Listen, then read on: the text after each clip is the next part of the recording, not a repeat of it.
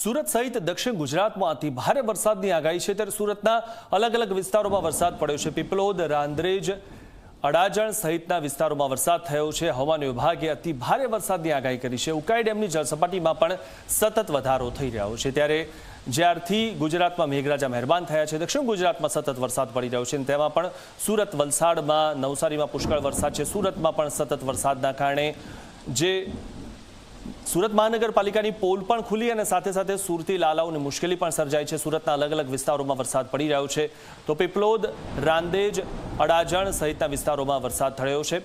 હવામાન વિભાગે અતિ ભારે વરસાદની આગાહી કરી છે। હવામાન વિભાગ દ્વારા સુરત સહિત દક્ષિણ ગુજરાતમાં રેડ એલર્ટ આપવામાં આવ્યું છે। ત્યારે સુરત શહેરમાં વહેલી સવારથી ધોધમાર વરસાદ જોવા મળી રહ્યો છે। સુરત શહેરની વાત કરીએ તો સુરતના અઠવાગેટ, પીપલોદ, રાંદેર, અડાજણ સહિતના વિસ્તારોમાં ધોધમાર વરસાદ જોવા મળી રહ્યો છે। સીધા દ્રશ્યો આપ જોઈ શકો છો, સુરતના અઠવાગેટ વિસ્તારના સીધા દ્રશ્યો છે, જ્યાં જે રીતે વરસાદ વરસી રહ્યો છે ત્યારબાદ લોકોમાં ખુશીની લહેર જોવા મળી રહી છે। પરંતુ જે નોકરિયાત વર્ગ છે, જે વિદ્યાર્થીઓ છે, તેને ભારે હાલાકીનો સામનો કરવો પડી રહ્યો છે। હાલમાં જે રીતે હવામાન વિભાગ દ્વારા આગાહી કરવામાં આવી છે ત્યારબાદ તંત્ર પણ એલર્ટ મોડમાં જોવા મળી રહ્યું છે। કલેક્ટર દ્વારા સુરત શહેરમાં કંટ્રોલ રૂમ ઊભો કરવામાં આવ્યો છે।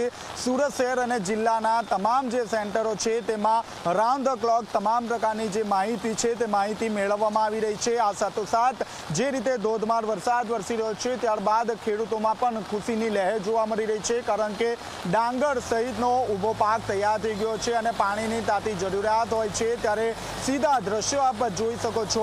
હાલમાં જે રીતે વરસાદ વરસી રહ્યો છે જેને કારણે પૂરતું પાણી મળી રહેતા ખેડૂતોમાં પણ ખુશીની લહેર જોવા મળી રહી છે।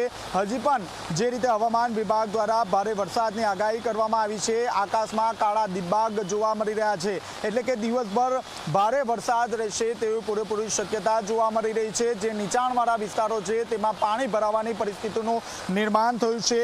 લિંબાયત, ઉધના, ગરનાળા સહિતના તમામ જે નીચાણવાળા વિસ્તારો છે તેમાં પાણી ભરાવાની પરિસ્થિતિનું નિર્માણ થયું છે। કલેક્ટર દ્વારા પણ જે કંટ્રોલ રૂમ ઊભો કરવામાં આવ્યો છે ત્યાં બાદ નજર રાખવામાં આવી રહી છે। અને નવસારીની વાત કરીએ તો નવસારીમાં પણ ધોધમાર વરસાદ વરસી રહ્યો છે, જેને કારણે જે જનજીવન છે તે ખોરવાયું છે। કેમેરામેન વિજય બેસવાણી સાથે ચેતન પટેલ, ઝી મીડિયા, સુરત।